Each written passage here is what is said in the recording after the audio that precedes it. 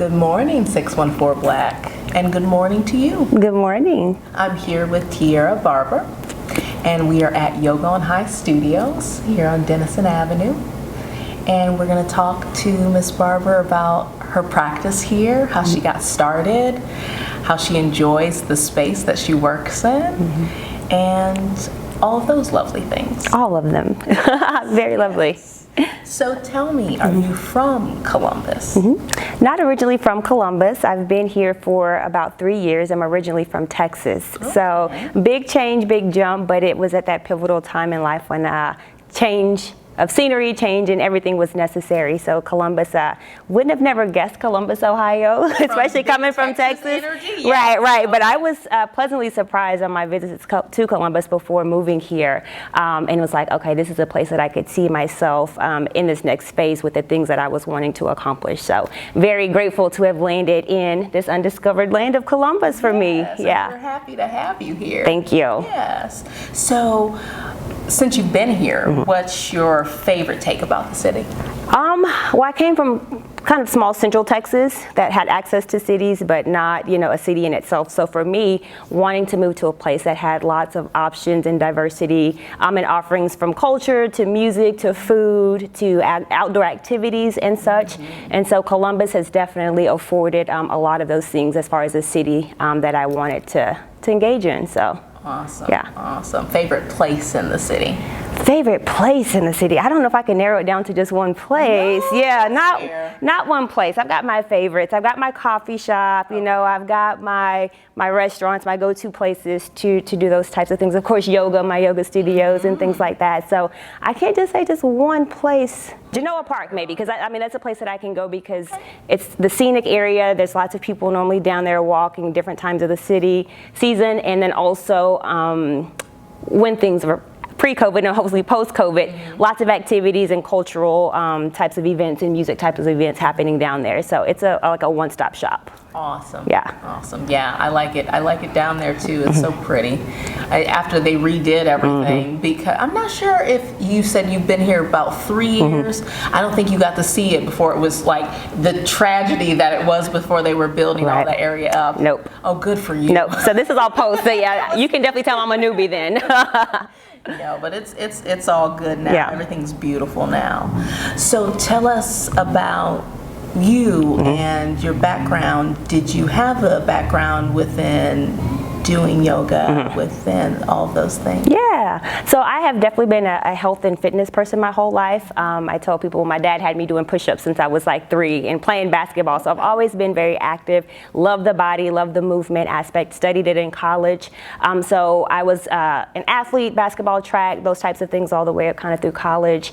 And then I guess like mid-20s, late 20s, I had one of my best friends was like, you should try yoga. And so I was like, I don't really know about that because, of course, I'm a fitness person. Like, I want to feel things or it has to be for a purpose. If I'm moving, I want to work out, right? So I tried it and it was like, So I felt that class leaving feeling worked out, feeling relaxed, feeling lengthened, feeling stretched, but sweaty. And so I just felt all of the things that I had just never really felt from a workout type of a thing. And so it kind of caught on, right? Like I kept, engaging in practice and just kind of eventually loved it. I had a former colleague of mine and she was loved yoga and we come to have conversations about it. So we looked at maybe taking a retreat together. Okay. And so that's kind of how the teaching started because retreats are kind of expensive, especially if you're going abroad. Yeah. And of course, being a fitness person, I was already health coach and fitness trainer, personal trainer were my credentials. I'm like, well, if I'm going to spend this much money, I need to come back with something. So then they started looking at teacher training programs. And so they were about equivalent to a retreat. So it's like, well, if I'm going to spend this money on a retreat, I might as well find a teacher training program. Okay. And so that's how it evolved from just a retreat to, okay, now how can I take this and then use it larger scale in my life. And so it switched from retreat to teacher training program. And then I found some trainings that were abroad that I, participated in. And so that's how it evolved and then eventually came to become a teacher. Awesome. That's so awesome. It's so interesting just because I would say that I remember growing up, but then again, I'm also from a very small place. There were no people within our culture talking about yoga or anything along those lines. So once I moved to a larger place, it was just like, okay, you know, there's a couple, not a lot of us per se, but 2 or 3 people. Yeah. It's like, okay, all right. And there were no instructors whatsoever of color. So I was just like, okay, well, I enjoy doing this, you know, but I was like, I wish there was more of a community of us doing and taking part and seeing how enjoyable it is and how good you feel afterwards. Yeah, oh, for sure. And that was the same thing. Yoga just wasn't big in Central Texas where I was. So when I became a teacher, there were no studios. So I had to teach in gyms and then local community centers and things like that.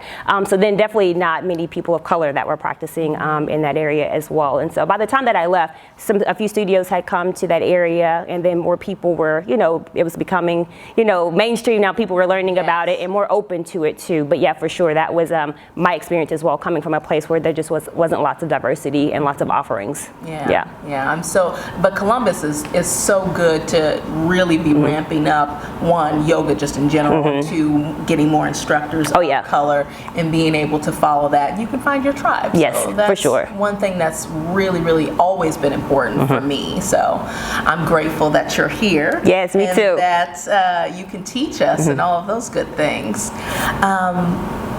You've been here at Yoga on High. Have you been the whole time with Yoga on High? Okay. Yeah, the whole time. Like Yoga on High was kind of one of another selling point for me to move to Columbus. I knew that I wanted to advance my studies within yoga and under people that had longevity in the game, right? Like that were, you know, in the game for a long time. It wasn't just about pumping out teacher trainings and things like that. So when I did my research on Columbus, Yoga on High came up. Found Marsha Miller, one of the original founders of the organization.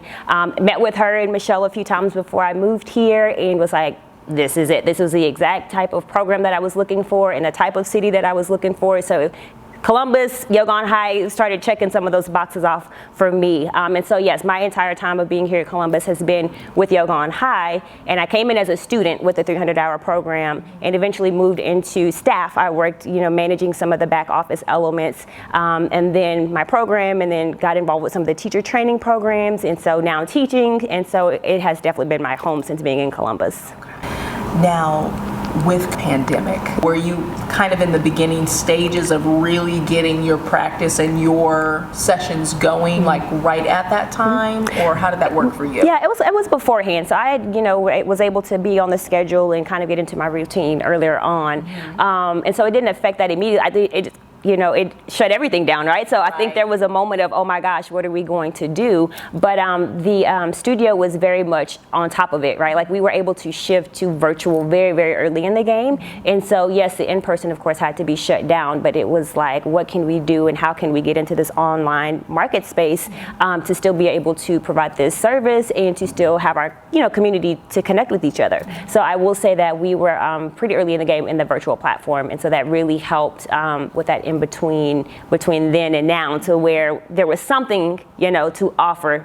Of course, it's not the same as being in person, but it still opened up a whole different world because you have people that don't feel comfortable coming to yoga studios, whether from timing or just they didn't feel comfortable, you know, cultural wise and things like that. So the virtual space really did open up a door for a lot of people who had always wanted to try yoga, but may have been intimidated with coming to a studio. This was their opportunity to experience it. That's so good. That's so good. I like to come in person because my downward dog sucks.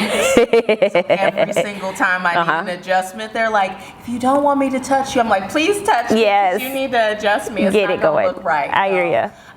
So yes, but I'm so glad that now you're getting back into the swing of things with opening the studio. And do you have classes that you teach?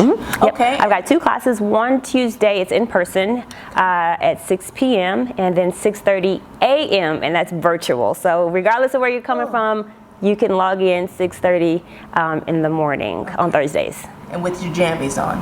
With your jammies on. I have people coming in, they're still rubbing their eyes, they've got their coffee cup, but they are rolling out of bed and rolling onto their mat. So yeah, you're acceptable. You don't have to turn your camera on, so yeah. I will not be offended if that doesn't happen. Yes. Yeah. Oh, yes. Well, maybe I'll join then. Come on. I just wake up real quick and y'all heard her. Yeah.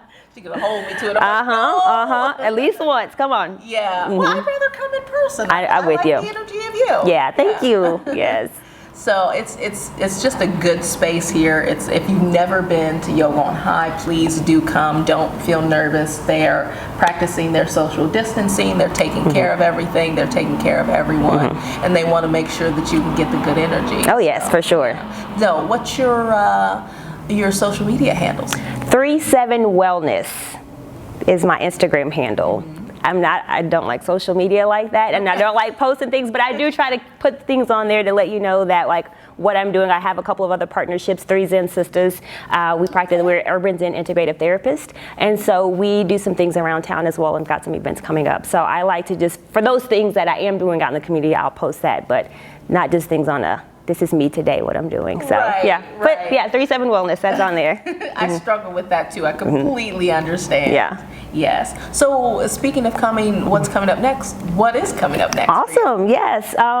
So I've got a couple of events locally. So Autumn Rush Vineyard is Black owned as well. Okay. They have a workout and wine event, fitness event that's coming up, and so that is May the 22nd. May the 22nd, I believe, from 11 to 7 at their vineyard. So it's going to be a day full of fitness, and so that's going to come up, and I will be opening up with a yoga session, and then again, like I said, my 3 Zen Sisters, we will be doing an urban Zen integrative therapy session to close it out, and that's coming up. And then you must know about Impact Yoga Outside the Box. Okay. So Impact is a wonderful organization that does lots of great cultural and community types of events, and they've got this box park, and it is just wonderful. So last year was the first summer that they did Yoga Outside the Box, and it was all teachers of color from May to September, and each week a different instructor came, and so I'll be fortunate enough to be able to lead a session this coming summer, but it's just wonderful to be out in our community in the space with our teachers that are providing this service, and it's just a vibe out there, right? Like, so you're there, you're amongst like people, you got the music going, you've got yoga flowing, we're outside, you got the sun blazing from up above, so all of that energy is being transmitted from the sun to the people to all of us, and it's just a beautiful experience. So I encourage people from May to September, Saturday mornings at 9 o'clock in the morning, get out there. Yeah. Okay. Now that one may be a little bit more. I'm like, okay, 9, exactly. Right. Yes. Awesome. Yeah. Well, I am so appreciative that you had the opportunity to get us in here to speak with you and tell us about the wonderful things that you have coming up. We're going to see more of you soon. So. Awesome. Thank you for being here, this opportunity. Sharing yoga, of course. Everyone can do yoga regardless of your body type, style, size, ethnicity. It's for everybody. And so you just take your journey and take the benefits that come with it. And you can do, if you suck at downward dog, it's okay too. You don't even have to do downward dog. Thank you. Thank you.